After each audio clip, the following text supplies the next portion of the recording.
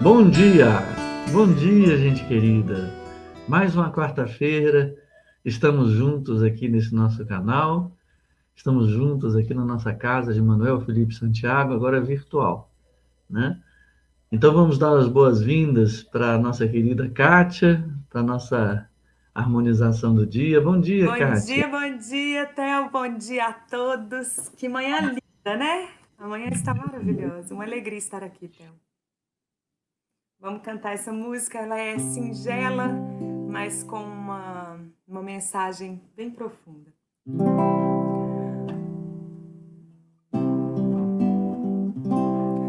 Com Jesus no leme, meu barquinho a navegar. Com Jesus no leme, não tememos esse mar. Não há tempestade, não há vendaval, nada que me impeça de chegar ao porto amor. Com Jesus no leme, meu barquinho a deslizar. Com Jesus no leme, meu barquinho vai chegar. Não há tempestade, não há vendaval, nada que me impeça de chegar ao porto amor. Com Jesus no leme, meu barquinho a navegar. Com Jesus no leme, não tememos esse mar.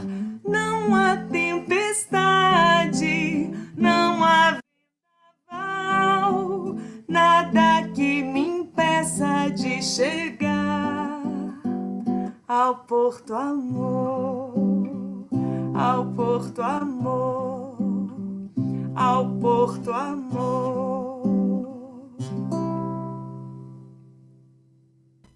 Que delícia, que coisa boa. Muito bom. É Obrigado. bonitinha, né? Muito bonitinho, né? Com Jesus no leme, não há nada que nos impeça de chegar ao Porto Amor. Maravilhoso. Estou Verdade. muito feliz. Gente, por falar em alegria do dia lindo que nasceu, hoje nós temos uma surpresa muito boa, né? Nós temos hoje uma querida amiga que fala conosco também nas quartas-feiras, que é uma trabalhadora junto com o Dr. Bittencourt, que hoje vai comentar, né, o estudo da semana, que é o diabo. Então, convido vocês, convido para vir para cá, Renata. Bom dia, Renata, tudo bem? Bom dia, Theo, que alegria. Muito Alegria. obrigada, viu? Muito obrigada mesmo. Bom dia, Aldinha, bom dia, Fausto, bom dia, Kátia, bom dia todo mundo. Bom dia a todo mundo que está nos ouvindo agora, nos assistindo, né? Pois é, para a Renata. Então, gente, a Renata então vai inaugurar aqui, ela será mais constante também nas nossas quartas-feiras, né? A gente tem feito um processo que a gente vai alternando para dar oportunidade de todos que trabalham com o Dr. Bittencourt poder fazer os comentários da lição e cada vez nós temos, vamos dizer, perspectivas novas das, das mensagens, né? E do estudo que Emmanuel traz. Quero lembrar a todos que nós estamos aqui, não queremos dar um conceito assim de palestra, mas de reflexão, em que a participação de todos é importante, vocês podem fazer perguntas, né? Na medida do possível, a gente passa para a Renata e vamos em frente, tá? Deus te ilumine, Renata. Muito Vamos. obrigada, Theo. Vamos juntos, né? Então, pessoal, depois dessa introdução maravilhosa feita pelo Fausto, dessas palavras lindíssimas, carinhosas, amorosas da Alda, que sempre nos fortalece, né? Nós vamos juntos refletir um pouco sobre essa passagem que está no Evangelho de João, né? E a gente gostaria de iniciar o nosso estudo, a nossa reflexão, fazendo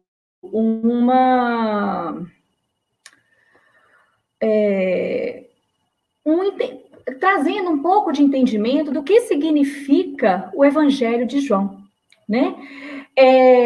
O Evangelho de João como um todo, ele é um evangelho que se diferencia dos outros 3 evangelhos chamados evangelhos sinóticos, né? Até pela semelhança que eles têm, por ser um evangelho mais espiritual. João, vamos lembrar que dos 4 evangelistas, João e Mateus foram aqueles que conviveram diretamente com Cristo, que vivenciaram toda a jornada, né? Os 3 anos de trabalho do Cristo para deixar a sua mensagem aqui para nós. E João tinha essa personalidade muito amorosa, muito firme, mas muito amorosa. E ele aprendeu, junto com Jesus, né,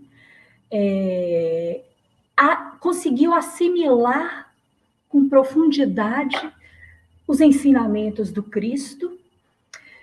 E quando escreveu o seu evangelho, ele foi o último a escrever, ele é conhecido também como o 4º evangelho, não apenas pela posição que se encontra, né, no Novo Testamento, mas por ter sido aquele que foi o último a ser escrito numa forma de completar o que os outros evangelistas já tinham feito, mas de uma forma que nos trouxesse a oportunidade de mergulhar no Espírito. Então, o Evangelho de João é um convite para todos nós, para que a gente tire o olhar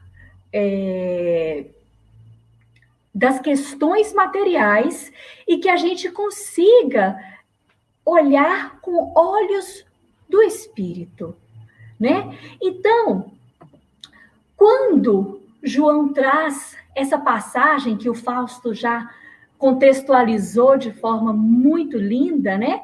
O momento em que Jesus estava ali reunido, não apenas com os 12 discípulos, mas com uma multidão de seguidores, e as coisas que ele trazia eram tão profundas que algumas pessoas, ao olhar para a sua intimidade, não conseguiam acompanhar, né? Ele é questionado por algumas pessoas, como que nós vamos fazer, como que vai ser. E Jesus diz, não vos escolhi a vós, os 12, né? Querendo dizer assim, eu não escolhi a vocês para acompanhar toda essa trajetória enviada pelo Pai Celestial, né? E, contudo, um de vocês é diabo. Ou seja, é Jesus trazendo a reflexão para nós, né? E para aqueles, como ele dizia sempre, para quem tem olhos de ver e ouvidos de ouvir, que conseguisse compreendê-lo. Essa é a parte espiritual do Evangelho, né? Um de vós é diabo. Não obstante conviver com todos os ensinamentos da vida espiritual, um de vós ainda tem esse comportamento, né? E o que Jesus estava dizendo com isso? Mas antes da gente falar mais sobre o que Jesus queria dizer, vamos refletir por que falar a palavra diabo ainda é tão assustadora para nós. Por que nos causa, lá na nossa intimidade, um arrepio, um temor, inclusive, né? E aí, a gente reflete o seguinte, quando a teologia, né, coloca toda essa feição do diabo, isso fica impregnado em todos nós cristãos, e eu estou falando de vidas após vidas, escutando essa questão do diabo, escutando essa questão do inferno, isso ainda é muito impregnado no nosso espírito, como algo completamente maléfico. É assim que Emmanuel começa falando na sua mensagem, que nós vamos ler agorinha mesmo, né? Mas aí a gente quis trazer... Cadê?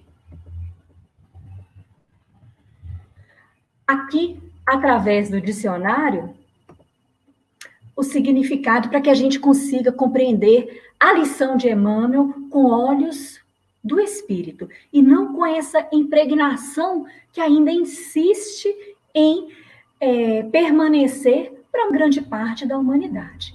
Então, o dicionário diz para nós que o diabo, segundo a religião cristã, é o anjo rebelde, Satanás, que foi expulso do céu e precipitado no abismo, que é chamado de inferno. E isso traz para nós arrepios, né? E o dicionário diz para nós que inferno, para as religiões cristãs, é a habitação dos demônios e lugar destinado ao suplício eterno das almas dos malvados, pecadores e perversos. E aí a gente pensa nas nossas vidas, né? Vida após vida, nós fomos ensinados, né? Não obstante os ensinamentos do Cristo, do Evangelho, nós fomos ensinados sobre esses significados, né? Desse anjo que se revoltou e criou ali um lugar que foi denominado inferno, aonde todas aquelas pessoas que não se portassem bem iriam viver pós-morte, eternamente. E aí, numa interpretação que nos tira esses véus das dúvidas e do medo, a doutrina espírita traz para nós, né, o seguinte, está lá no livro Céu e Inferno, Kardec fala na primeira parte, capítulo 9, item 20, ele diz, segundo o Espiritismo, nem os anjos e nem os demônios são seres à parte.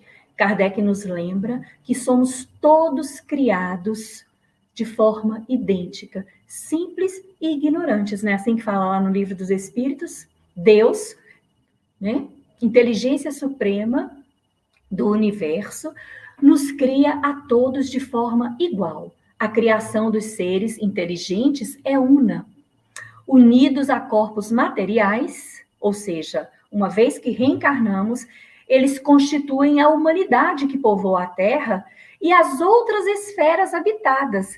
Desprendidos desse corpo, eles constituem o mundo espiritual, ou dos espíritos que povoam os espaços, ou seja, desmistifica essa questão do diabo, nos fazendo compreender que ninguém foi criado para o mal. Ninguém foi criado de forma diferente, com esse poder de criar um local que desse às pessoas uma moradia eterna.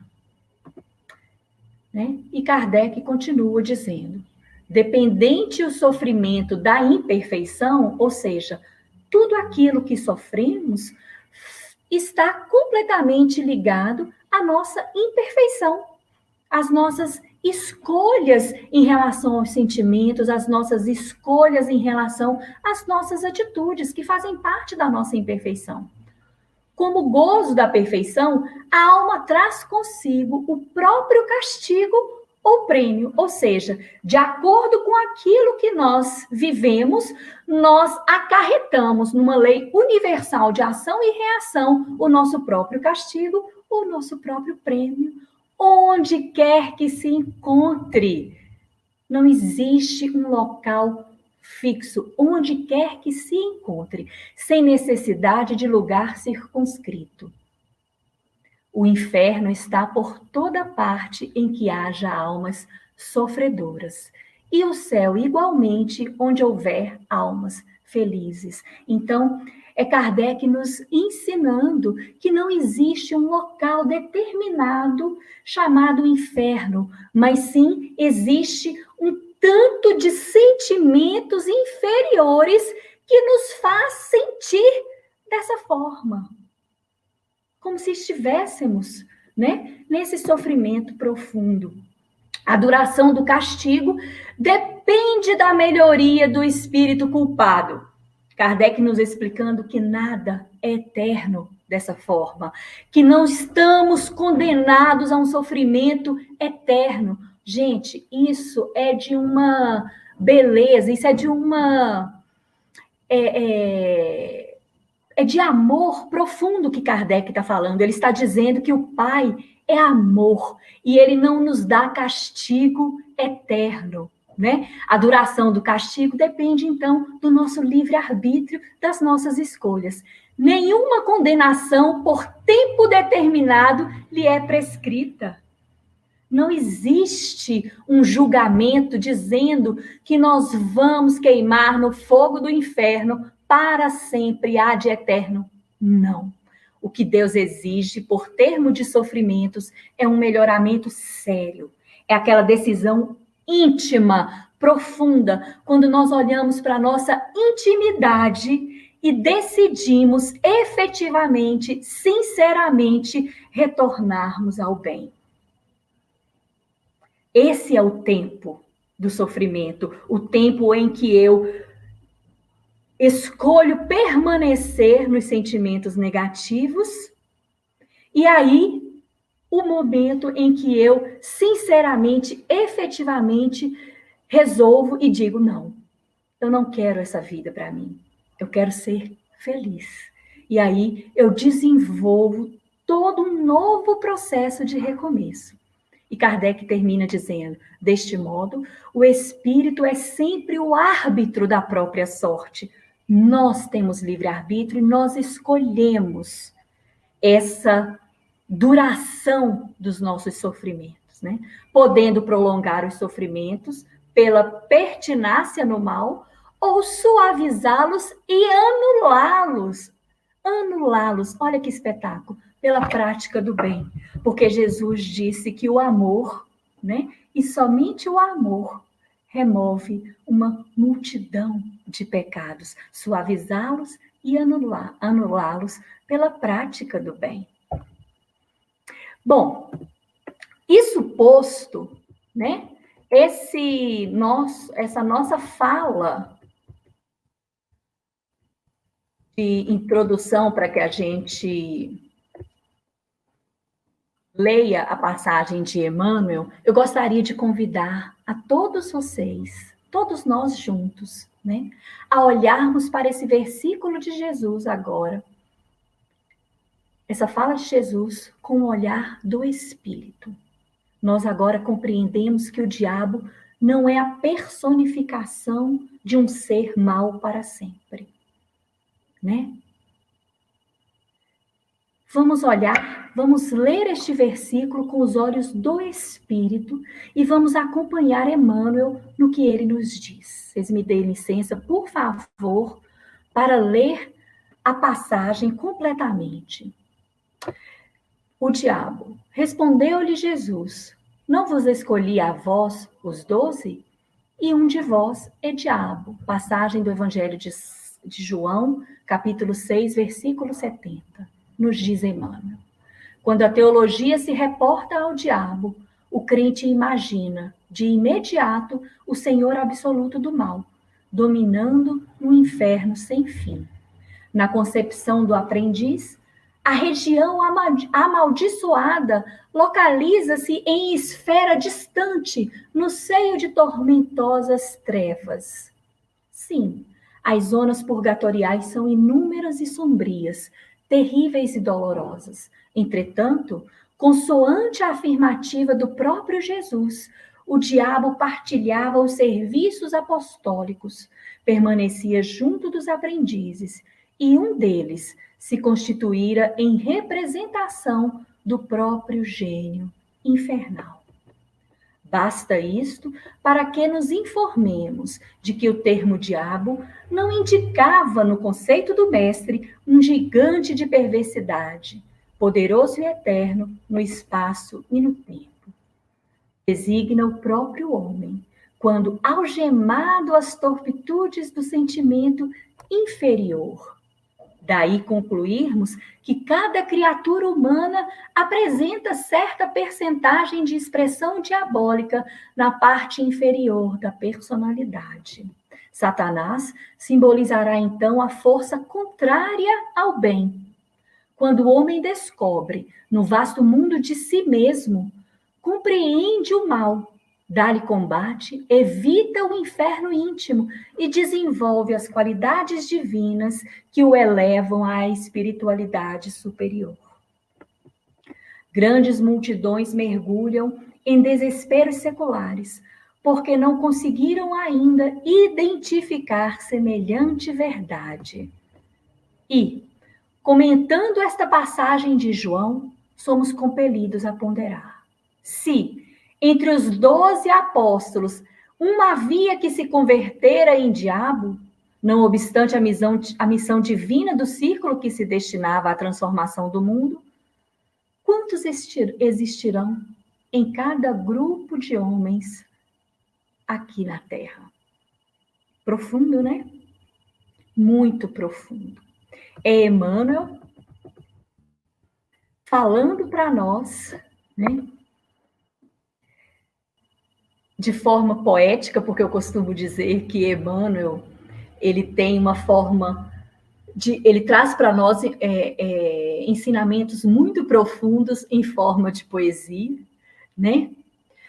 Ele nos convida a perceber a nossa própria intimidade, assim como João, em seu evangelho altamente espiritual, altamente destinado à nossa reflexão de intimidade, Emmanuel também nos faz esse convite. E aí nós separamos algumas falas dele que diz: consoante a afirmativa do próprio Jesus, o diabo partilhava os serviços apostólicos. Ou seja, Jesus, quando diz aquela frase, ele já tira, né? Nós é que não tínhamos ainda essa capacidade de perceber que Jesus desmistifica e traz para nós o entendimento de que o diabo não é um ser único, não é um ser maléfico para sempre infernizando a vida de todos. Não. Jesus diz claramente: um de vós, não obstante estar aqui caminhando junto aos ensinamentos de amor profundo do Pai Celestial, um de vós ainda é diabo. É Jesus dizendo, né, que um daqueles, ele fazendo uma alusão ao que aconteceria quando Judas o entregaria aos romanos, né? Ele diz: um de vós ainda vai se comportar de forma contrária à lei do amor. Por que nós nos comportamos contrariamente à lei do amor, né? Essa é a grande questão que Jesus traz para nós. Poxa vida, né? É como se Jesus dissesse para nós hoje: olha, meus queridos, vocês têm tanto conhecimento, vocês têm tanta leitura, tantos ensinamentos, evangelhos, toda uma doutrina de amor explicando, e ainda assim vocês escolhem permanecer na figura do diabo? Lembrando que a figura do diabo representa os sentimentos negativos. Não é aquele ser de chifrinho, de chicote e de espeto na mão. Não, não é isso. Ainda preferimos conduzir a nossa caminhada partilhando dos sentimentos inferiores, né? Mas o diabo designa o próprio homem quando algemado, olha a palavra que Emmanuel escolhe, algemado, ou seja, nós, por escolha, nos prendemos a esses sentimentos negativos, na ilusão de que as questões materiais predominam. É ilusão nossa acreditar, porque nós não nos permitimos esse aceite, essa afirmativa de que a nossa vida espiritual é a mais importante, e nós ainda não conseguimos viver na plenitude do espírito, né? Como diz no próprio Livro dos Espíritos, na classificação dos espíritos, nós ainda temos uma grande quantidade de sentimentos materiais que, né, tamponam as questões espirituais. Por isso, o nosso esforço diário, lá no Evangelho segundo o Espiritismo, reconhece-se o verdadeiro espírita pelo esforço que ele faz em domar as suas más tendências, ou seja, nos desvencilharmos dessas algemas das torpitudes. E o dicionário nos ajuda a compreender Emmanuel, trazendo para nós o significado de torpitudes, nesses sentimentos de baixeza, de desonestidade, com o amor do Pai Maior, esses sentimentos sórdidos, obscenos, das nossas zonas inferiores ainda, né? Então, enquanto nós permanecemos algemados por nossa própria escolha, porque ninguém nos obriga a ficar algemado a sentimentos negativos, somos nós que escolhemos. Por que, Renata, que nós escolhemos isso?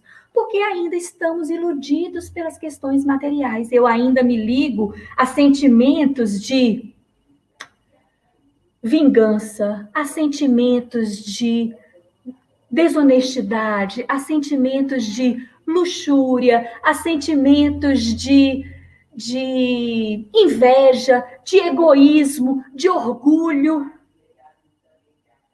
E todas as vezes que eu penso com orgulho, todas as vezes que eu penso com egoísmo, eu estou me algemando aos sentimentos inferiores, né? E Emmanuel nos convida a nos desvencilharmos disso, ou seja, a olharmos para a nossa intimidade com honestidade. É a gente se perguntar assim: como que eu olho para mim e como que eu olho para o outro? Qual que é o meu olhar para o outro? Qual que é o meu verdadeiro sentimento em relação à vida, em relação a mim e em relação ao outro, né? Eu ainda continuo olhando para o próximo, para os outros, e aí quando a gente fala de outros, nós estamos falando de todos. Os nossos familiares mais próximos, os nossos familiares um pouco mais distantes, os nossos vizinhos, as pessoas que estão na rua andando junto a nós, no trânsito, na loja, aonde for. Eu ainda olho para todos com olhar de crítica, com olhar de julgamento. Nós precisamos fazer essas perguntas e aceitarmos as respostas mais honestas que pudermos. É Emmanuel dizendo para nós, quando o homem o descobre, quando nós nos descobrimos a nós mesmos, a nossa intimidade, no vasto mundo de si mesmo, porque no vasto mundo de si mesmo é tudo, todo o nosso acúmulo de experiências vividas que nos transformaram no ser que somos hoje. Então, quando eu me permito adentrar a mais profunda intimidade do meu ser, eu compreendo esse mal. Não é o mal que está lá fora que eu compreendo. Oh, coitadinho de fulano, como que ele ainda é mau? Não, eu compreendo aquele que está em mim e dou combate. É bonito isso que Emmanuel fala para nós, não é? Quando o homem descobre no vasto mundo de si mesmo, compreende o mal, dá-lhe combate, evita o inferno íntimo. Olha só aí de novo a palavra inferno. Emmanuel diz que quando nós nos descobrimos em profundidade da intimidade, até rimou, né? Nós evitamos o inferno íntimo. O que é o inferno íntimo? O acúmulo de sofrimentos que nos desespera, que nos tira do foco, que nos tira a razão. Mas quando nós descobrimos essa essência, nós começamos a trilhar o novo caminho de dar combate a esse mal, né? Evitando esse inferno íntimo e começando a desenvolver as qualidades divinas. Qualidades divinas, Emmanuel fala para nós, que o elevam à espiritualidade superior. né? Isso é a expressão do livre-arbítrio em ação, né? A expressão do livre-arbítrio em ação. Sou eu retomando essa caminhada, seguindo agora, rumando para uma nova vida, para este novo homem, esse novo ser que o milênio do planeta de regeneração, do mundo de regeneração, nos convida. Que o momento em que o mundo entrou agora nos convida, esse momento de entrar aqui dentro. Escutar no nosso coração os nossos mais profundos sentimentos e dar combate. Pensamento a pensamento, vontade a vontade. Um por um, porque nós não vamos dormir em forma inferior e vamos acordar anjos, espíritos perfeitos. Não, tudo é processo. Então, nós não vamos olhar para nós com culpa, com vergonha, com desespero. Não, nós vamos nos olhar com o amor de quem quer resgatar o mais importante que há, que somos nós. Né? Nós vamos nos olhar com um propósito de melhoria, com essa decisão ativa, que é a decisão que provoca a mudança real de transformar inferno em luz. Nós precisamos fazer todo este caminho, olhando para nós mesmos, sem vergonha. Ai, mas é porque eu fiz isso. Ah, mas é porque eu fiz... Não.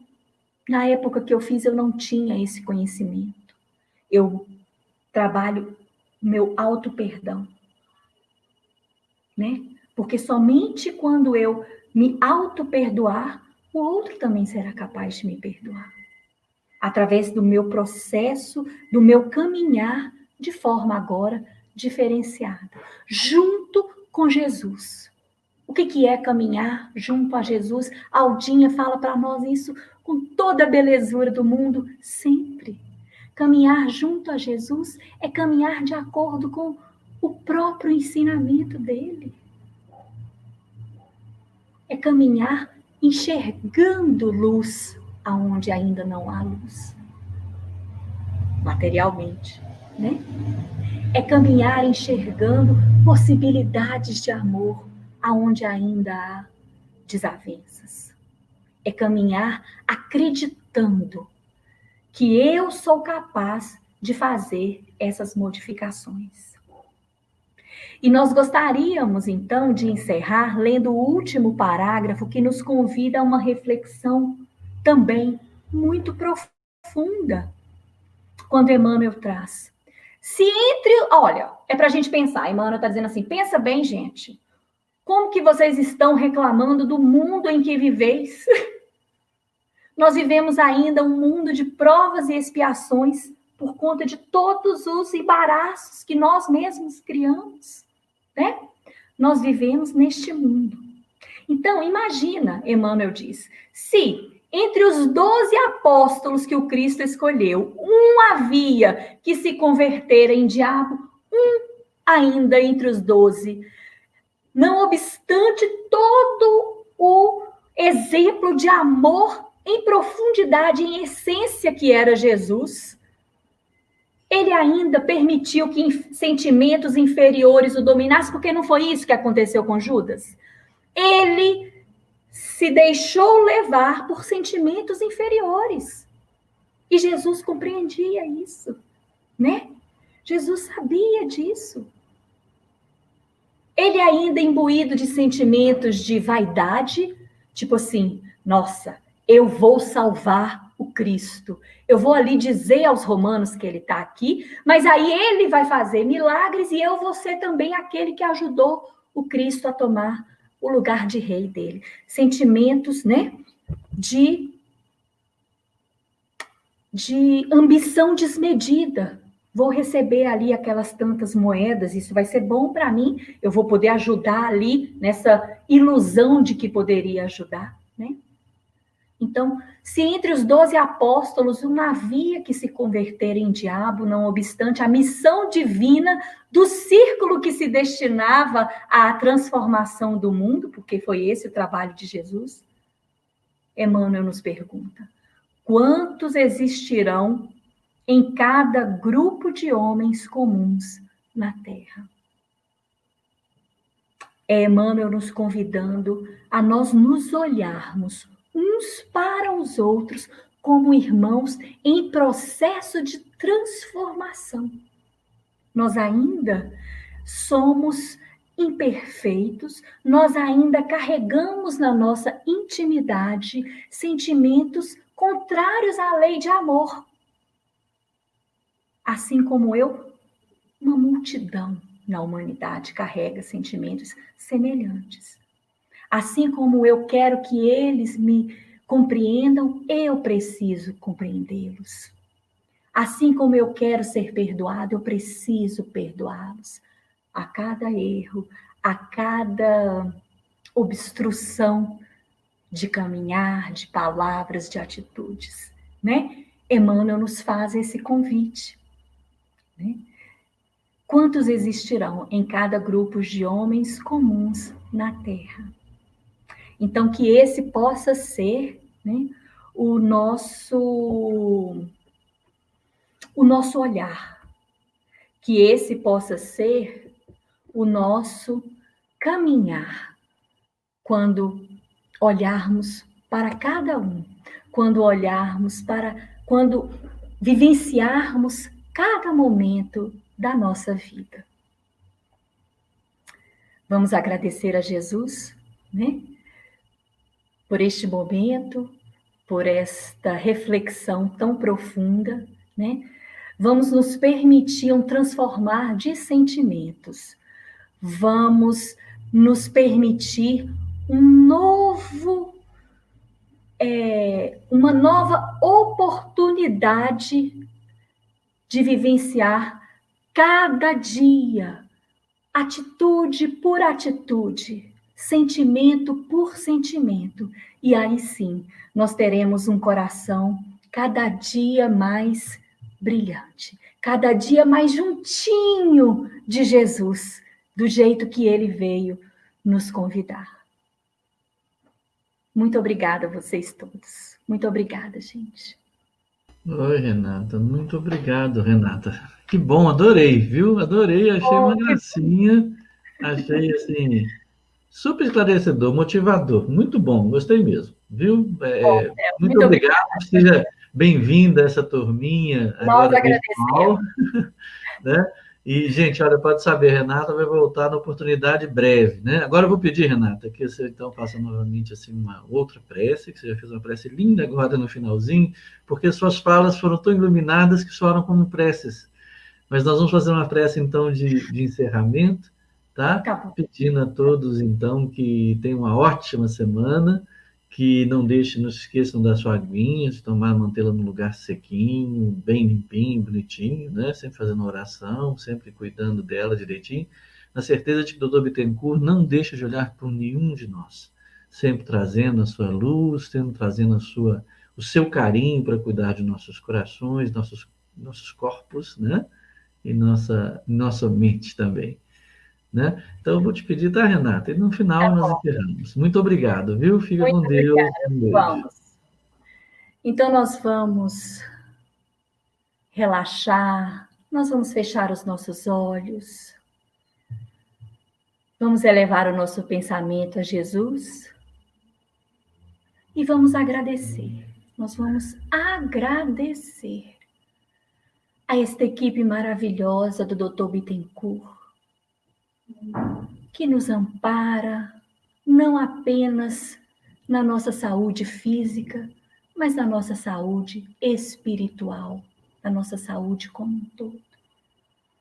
Nós vamos agradecer aos mentores da Casa de Manuel Felipe Santiago, que trabalham incansavelmente, diuturnamente, para nos acolher, para nos auxiliar. Para eles não existem portas fechadas, não existe momento de distanciamento social. Eles estão trabalhando continuamente e nós somos gratidão profunda por receber tanto. Nós vamos agradecer a Jesus por cada ensinamento que Ele nos deixou em seu caminhar junto a nós aqui na Terra. E nós vamos nos comprometer mais uma vez a nos permitir este caminhar de iluminação interior constante. Nós vamos nos comprometer a este caminhar em comunhão com Jesus, abrindo os nossos olhos espirituais para enxergar tantas verdades que Ele nos deixou. E para que definitivamente nós possamos, neste processo diário, nesse esforço diário,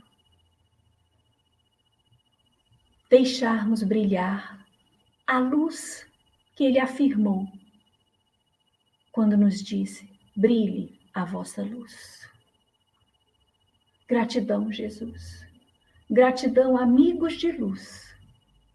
Gratidão por cada auxílio, por cada ensinamento. Que assim seja. Graças a Deus.